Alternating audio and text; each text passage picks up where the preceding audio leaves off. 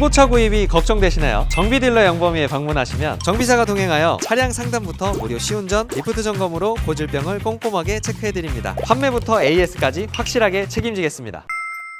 안녕하세요, 정비딜러 영범입니다. 오늘은 현대에서 가장 많이 팔린 더 뉴 그랜저 IG를 가져왔는데요, 중고차로는 어떤 매력이 있는지, 살만한지, 승차감은 어떤지 한번 오늘 살펴보도록 하겠습니다. 이 차가 진짜 판매량이 많잖아요. 뭐가 그렇게 좋아서 많이 사는 거예요? 아무래도 이 그랜저라는 네임밸류와 활용도가 엄청나게 좋은 차량이기 때문에 판매량이 1등이 아닌가 싶습니다.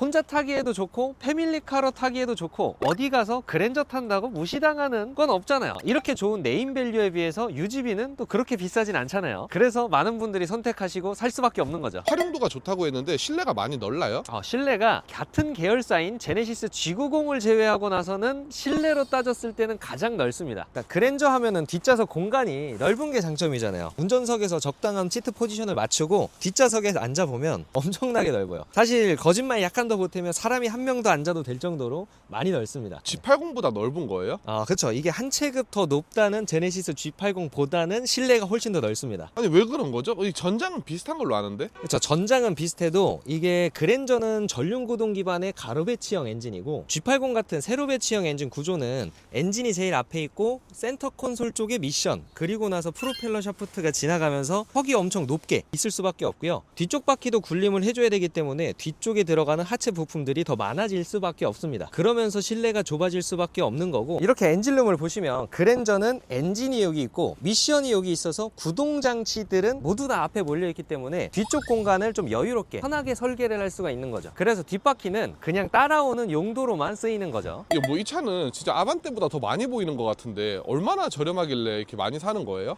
이게 좀 저렴한 차량들은 1000만 원 후반대부터도 있기는 하고요. 큰 사고가 없는 차량들은 대부분 2000만 원 초반 정도 한다고 보시면 됩니다. 등급이 너무 많은데 네. 어떤 등급을 사야 돼요? 일단 등급은 프리미엄 초이스, 익스클루시브, 캘리그라피, 그리고 후기형에는 르블랑까지 총 5가지 등급이 있는데요. 저는 개인적으로 르블랑 등급이 가성비가 있어 보이더라고요. 왜냐면 르블랑 등급이 2022년형부터 출시를 했었는데요. 이게 2.5 가솔린 엔진의 엔진오일 감소 이슈가 어느 정도 개선된 이후의 엔진이고, 그리고 옵션도 이렇게 르블랑 등급은 전자계기판이 기본으로 들어가게 되고요. 그리고 어라운드 뷰, 스마트 크루즈, 이런 사람들이 좋아하는 옵션들을 모아놓은 등급이다 보시면 돼요. 르블랑 등급이 신차가로 많이 높지 않은 금액에 판매를 했었기 때문에 중고차에서도 괜찮은 금액으로 보실 수가 있습니다. 이 그랜저가 이제는 뭐 현대에서 가장 좋은 세단인 거잖아요. 근데 전륜 구동인데 승차감이 좋을까요?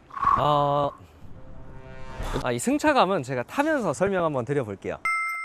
일단 이 차량은 2020년 7월에 출고를 했고요. 11만 7천 킬로 정도를 주행을 했고, 이제 가장 많이 선택을 하시는 2.5 가솔린 엔진이 들어가 있는 차량입니다. 일단 뒷좌석 공간도 되게 넓었었는데요. 운전석 공간도 많이 넓은 편입니다. 이게 이제 기어봉이 사라지면서 버튼식 기어 방식으로 바뀌면서 수납 공간들이 밑에도 되게 넓게 빠져 있어요. 그러면서 시야에 걸리는 게 많이 없다 보니까 운전자한테 넓다라는 느낌을 좀 주는 것 같습니다. 이거 진짜 조용하다. 엄청 조용하죠. 4기통 가솔린 엔진의 그 질감이 아니네? 근데 이게 약간 악셀 밟아보면 4기통이기는 하구나 라고 느껴질 수는 있는데, 이 정도면은 네. 이전 2.4 GDI 모델보다는 확실하게 정숙해진 것 같습니다.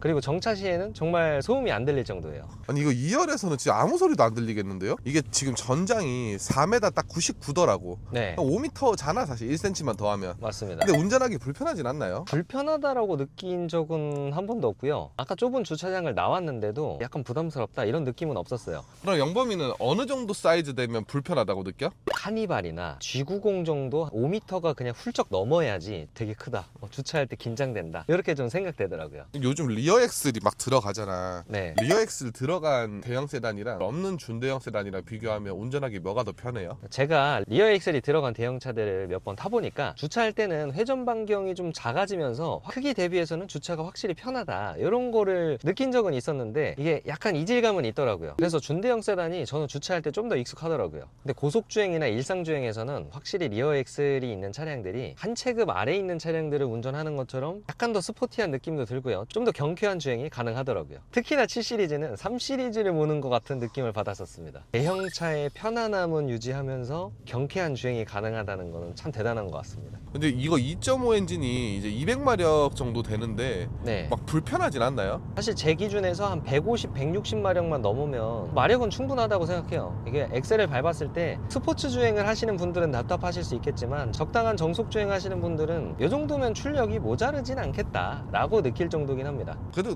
괜찮군요. 네, 기본적으로 배기량이 2000cc가 넘어가면 자연흡기더라도 오르막길 올라갈 때 막 힘들어 한다든지 그런 건 없어요. 영범이가 아이오닉 타더니 많이 간대해졌네.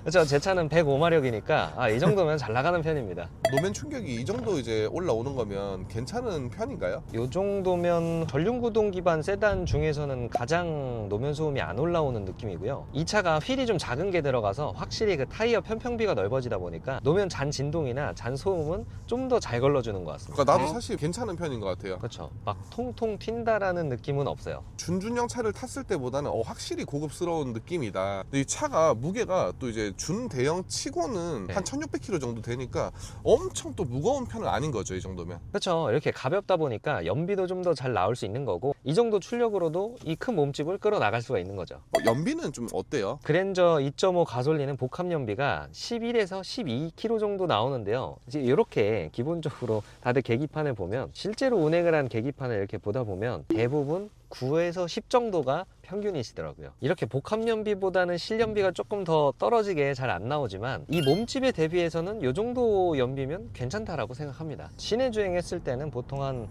7에서 8 정도가 평균인데 고속 연비를 한번 체크해 보겠습니다. 그리고 고속 주행 안정감도 알려드릴게요. 그럼 실제로 그랜저를 고객님들이 많이 사러 와요? 그랜저 되게 많이 찾아주시죠. 요즘에 르블랑 등급 보러 오시는 분들이 실제로 생각보다 많았습니다. 이런 차들은 확실히 많이 파니까 좀 판매할 때 자신감도 생기나요? 제가 블루엔저 있었을 때 당시에도 이 그랜저를 많이 만지기도 했고요. 요즘에 더 뉴 그랜저 아이즈 판매량이 많아지다 보니까 제가 이틀에 한 번꼴로는 더 뉴 그랜저 아이즈를 판매를 하거든요. 그렇다 보니까 너무 익숙해지기도 했고 그리고 많은 부분을 알고 있다 보니까 그냥 눈 감고 소리만 들어도 이 정도는 좋은 차다 라는 거를 알 수가 있겠더라고요. 그래서 눈을 감고 보시는군요. 그건 아니고 항상 눈은 뜨고 있습니다. 지금 고속도로 진입했는데 방금 네. 코너에서 이렇게 많이 쏠리진 않았어요, 그죠? 그쵸. 이때도 다시 일단 안전 옵션은 잘 되는 거 확인했고요. 코너에서도 몸이 그렇게 쏠리지 않을 만큼 좀 잘 잡아주고 있었습니다. 그럼 이렇게 한 90km 이상으로 좀 주행을 하고 있는데요. 이 정도면 노면 소음이랑 풍절음이 많이 안 올라오는 편입니다.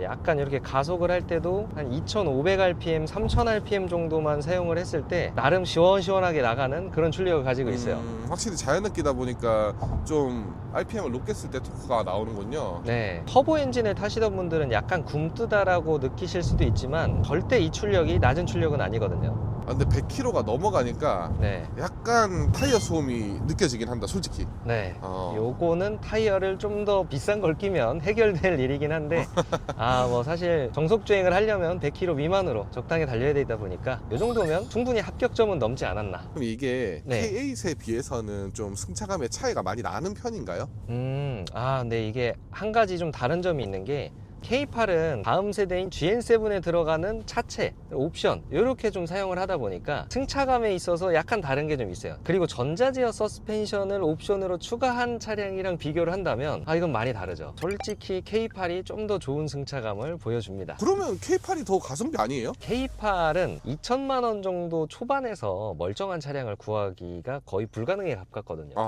네. 얼마 정도예요? 거의 이제 2000 중반부터 시작한다고 보시면 돼요. 제가 말씀드린 전자제어 서스펜션에다가 이런 옵션들이 인기 있는 옵션들이 다 들어간 차량들은 2천만 원 중반이 아니라 거의 3천만 원 전후로 보셔야 되는 그런 금액적인 차이가 있기도 하고요. 전자제어 서스펜션이 들어가지 않는 K8이랑 비교를 한다고 했을 때는 거의 다를 게 없는 좀 비슷한 느낌의 승차감이에요. 그럼 얘가 2.5가 제일 대표 모델이긴 한데 다른 엔진도 많잖아요. 네. 어떤 엔진을 사는 게 제일 합리적일까요?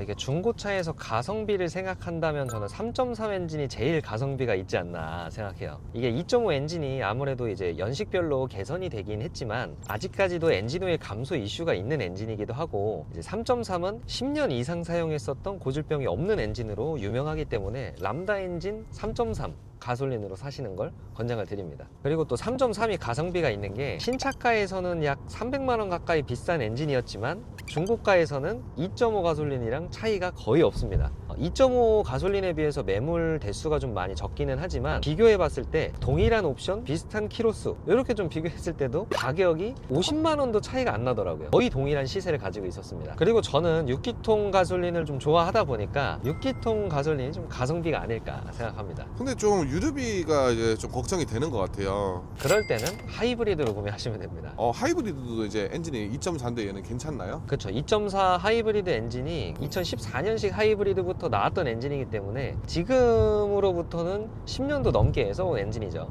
큰 고장이 난 사례도 많이 없고요. 연비가 운전만 잘하면 20km도 넘게 나오고요. 보통 그냥 편하게 연비 생각 안 하고 달린다고 하더라도 평균 연비가 15km 이상은 나오는 그런 괴물 같은 연비를 가지고 있기 때문에 연비가 걱정이신 분들은 하이브리드로 선택하시면 됩니다. 그럼 2.5는 아예 별론 거예요? 또 절대 그건 아니죠. 제일 무난하게 유지 관리도 하면서 그냥 평범하게 큰 신경을 쓰지 않고 탈 수 있는 게 다이어눕기 4기통 엔진이잖아요. 자동차세도 저렴하고 보험료도 저렴하고 나중에는 그냥 기본적인 소모품 정도만 신경을 써주면 되는 엔진이다 보니까 그래서 2.5 가솔린도 괜찮습니다. 그리고 가장 많이 판매되는 차종 엔진이기 때문에 대팔 때 감가도 유리한 면이 좀 있습니다. 자, 이렇게 고속주행을 끝냈는데요. 고속주행 연비는 약 15.5km 정도가 나오네요. 근데 영범아, 네. 이 차가 이제 법인 리스 렌트 이력이 좀 많은 터라고. 네. 그러니까 렌트 이력 있는 중고차 진짜 사도 될까?